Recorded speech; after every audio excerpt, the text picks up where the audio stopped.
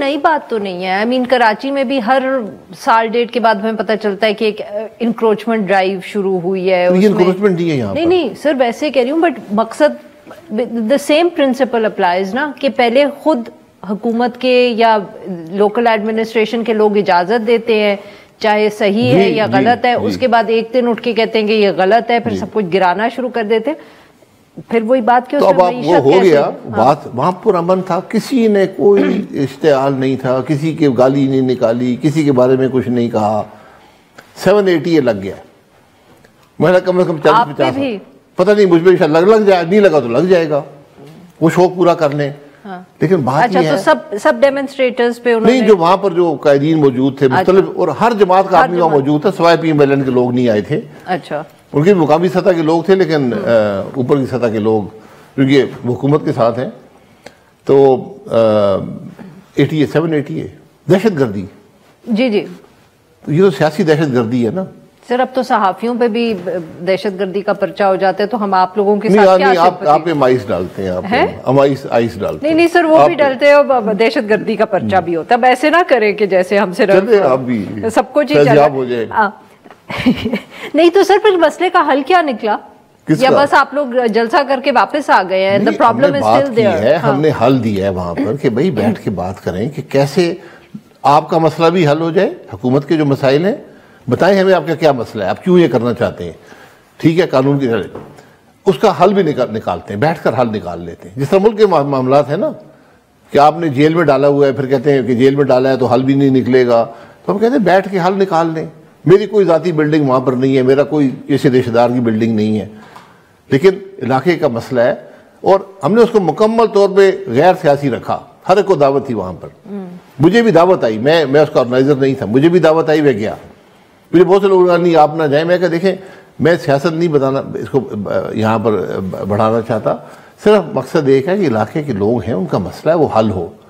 अगर आप मरी का पूरा माल रोड गिराना चाहते हैं, सेक्शन 4 आपने वहाँ पर कर दिया, माल रोड भी गिराने का एक प्रोग्राम है। माल रोड गिरा के क्या करना है सर? बस ये हमने यही पूछा भाई आप क्या करना चाहते हैं, हमें भी बता दें ताकि हम अभी तो सर आप कह रहे थे कि इलीगल बिल्डिंग्स को गिरा रहे हैं। दूसरा है, वो मोटरवे पे है जो नया एक्सप्रेस वे बना। तो माल रोड इंक्रोचमेंट्स क्लियर करनी है? पता नहीं इंक्रोचमेंट, फिर जो बिल्डिंग्स हैं तो 200 साल से 150 साल से बनी हुई हैं, बहुत सी बिल्डिंग्स कुछ नई बनी है, लोगों के नक्शे भी हैं, अप्रूवल भी उन्होंने दिया हुआ है, सुप्रीम कोर्ट के ऑर्डर्स भी हैं। देखिए, मैं कभी किसी गलत बिल्डिंग के साथ नहीं हूँ, लेकिन आप बताएं ना यार, आपके मसले क्या हैं, आप क्यों ये काम करना चाहते हैं? क्या वो इंक्रोचमेंट है, क्या उसने गलत बनाई है? सर आपकी एक और तकरीर भी थी जिसमें आप वो जो नोबेल प्राइज इकोनॉमी का जिनको मिला है उनका भी जिक्र कर रहे थे। Was it in this context जो आप कह रहे हैं कि जिन ममालिक में रूल ऑफ लॉ खत्म हो जाता है वो तरक्की नहीं कर पाती? नहीं, ये आज पंजाब यूनिवर्सिटी में एक फंक्शन था, तो वो बात थी कि मुल्क की इकॉनमी कैसे ग्रो करेगी, नौजवानों को रोज़गार कैसे मिलेगा, एंटरप्रेन्योरशिप क्या होती है, तो उस कॉन्टेक्स्ट में मैंने बात की। तो मैंने कहा कि इस दफ़ा जो नोबेल प्राइज़ मिला है उन लोगों का भी जो बुनियादी नुक्ता है वो यही है कि जिस मुल्क में रूल ऑफ लॉ नहीं है वो तरक्की नहीं करता। ये इस साल का नोबेल प्राइज़ है। तो वो किताब अब सर स्टूडेंट्स पूछ रहे थे अबाउट द इकोनॉमी या आप उनको बता रहे थे? स्टूडेंट्स पूछ रहे थे, लोग सवाल करते हैं, लोग कहते हैं हमारा क्या बनेगा, हमारा रोजगार कहाँ से आएगा, हमें नौकरियां कैसे मिलेंगी, हमें कारोबार के मौके कैसे मिलेंगे, कि मुल्क के ये मसाइल, मुल्क में इकोनॉमिक ग्रोथ कैसे आएगी। तो मैंने यही कहा कि अगर पॉलिटिकल स्टेबिलिटी नहीं होगी और रूल ऑफ लॉ नहीं होगा तो फिर आपके, मैं माज़रत से कहता हूँ कि आपको रोजगार नहीं मिल सकेगा। सर ये हुक्मरानों को क्यों नहीं नजर आता? हुक्मरानों को हुक्मरानी नजर आती है, वो अपनी उस खो गए हैं उस जोम में, जो कुरानी के जोम होता है उसके अंदर खो गए। अगर ये बात है तो फिर is it really possible to have talks about it? जैसे आप कहते हैं सब बैठ जाएंगे फिर हम कंसेंसस हो जाएगा। आपने हल पूछा, ये हल है, तो ये लीडरशिप का तकाजा है।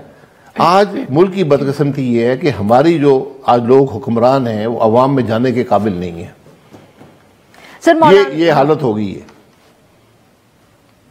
और आज जो माहौल मैंने पंजाब यूनिवर्सिटी में देखा है मैं बयान नहीं कर सकता हूँ। क्या देखा सर आपने? कि लोगों की सोच क्या है। वो बयान करने के काबिल नहीं है। अच्छा, मैं आपको हकीकत से कह रहा हूँ। और हमें इस बात का एहसास होना चाहिए कि आज इस मुल्क के लोग क्या सोच रहे हैं, और इससे पहले कि फैसले सड़कों पर हों, ये फैसले मसाइल का हल नौजवान को उसका हक दें। उसको लोगों ने पूछा हमारा इंटरनेट क्यों बंद होता है,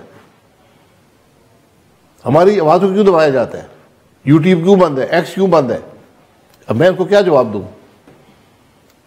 नहीं तो सर आपके ख्याल में अभी भी गुंजाइश है कि ये फैसला सड़कों पे नहीं होगा? I mean I am just asking this because sir देखें ना, आई मीन जो बांग्लादेश में हुआ नेक्स्ट डोर, जो सीरिया में हुआ, आज मतलब कि दुनिया में इस वक्त जो एग्जाम्पल्स है हमारे सामने, वो तो जरा काफी खौफनाक है। जी खौफनाक है। और उससे पहले कि आप उस जगह पहुंच जाएं, आप हल निकालें मामलात का।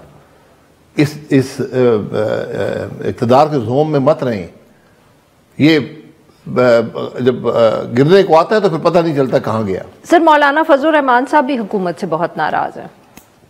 वो उनका बिल जो था, जो 26th अमेंडमेंट पे उन्होंने वोट किया in exchange for a bill, अब वो बिल जो है वो पार्लियामेंट ने तो पास कर दिया, सदर साहब नहीं उसको कर रहे, और हुकूमत कह रही है कि अब शायद हम उसमें और तब्दीलियां करेंगे।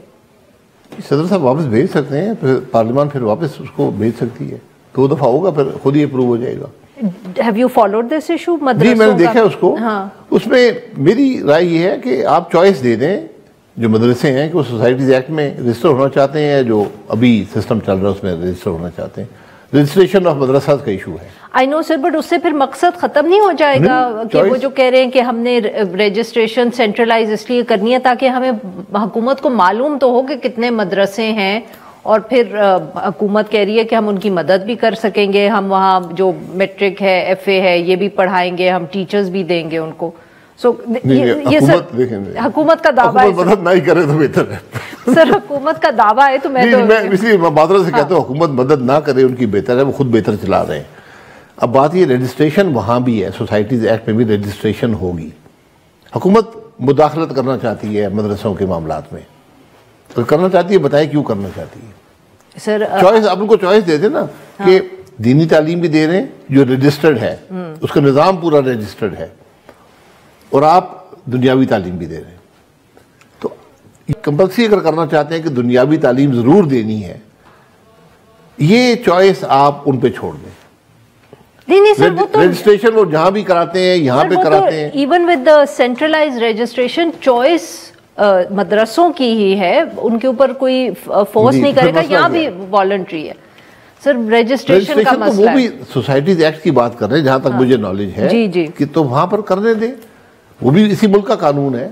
सो यू थिंक ये ऑप्शन दे देनी चाहिए? जी बिल्कुल, ये पहले भी वही वो सर, वो जो शिकायत आ रही है या जो हमें बताया गया है कि प्रेसिडेंसी से कि फैटर फॉर इस तरह के इश्यूज में मसला हो सकता है if we go back on this law. ये हुकूमत को नहीं पता था सर, यही तो सवाल है। नहीं, जाके प्रेसिडेंसी में पता चला है सर। अब ये भी बात दुरुस्त नहीं है, ये नहीं है। रजिस्ट्रेशन यहाँ भी हो, देखिए सोर्स ऑफ फंड्स की बात है ना, कि टेररिज्म के लिए फंड तो 780 है, तो रेवेन्यू तरफ बांट रहे हैं पाकिस्तान में। जी जी, हर एक में खुद ही कहते हैं टेररिस्ट आ गया, टेररिस्ट आ गया। आज पूरा बड़ी टेररिस्ट बना हुआ है। आप सोचिए ना, जिस शहर में कभी 144 ना लगा हो, जिसमें ATA का वजूद किसी को ना पता हो, उसमें भी आधे शहर में जो ATA। सर आप खैबर पख्तूनख्वा के बहुत करीब है, मुझे लगता है ये बड़ा मसला है। ये वही से हवा आई है जी। आप लोगों के ऊपर भी तो आप जो भी सोर्स ऑफ फंड है उनसे लें, ये तो देने के पाबंद हैं। तो फैटर को इससे नहीं है कि वो कौन सी सोसाइटीज एक्ट में रजिस्टर्ड है, यहाँ रजिस्टर्ड है। सोर्स ऑफ फंड्स अगर उनका ठीक होगा। सो यू थिंक कि रजिस्ट्रेशन की ऑप्शन दोनों जगह अगर दे दी जाए तो the government can still look into the source of funding and that, और फैटर के अंदर सिर्फ सोर्स ऑफ फंडिंग का इशू है, बिल्कुल, और कुछ नहीं है। तो सर ये जो ऑडिट की बात होती है, दैट इज जो कहते हैं कि मदरसों का हमने ऑडिट करना है, that's basically about the source of funding. Source of fund तो देखिए, सोर्स ऑफ फंड्स भी जो हैं वो भी जो ऑफिशियल चैनल से आते हैं। जो अनऑफिशियल आएगा उसकी तो कोई आप ट्रैक नहीं कर सकते ना, उसको जो ऑफिशियल चैनल से आएगा उसी को आप ट्रैक कर सकते हैं।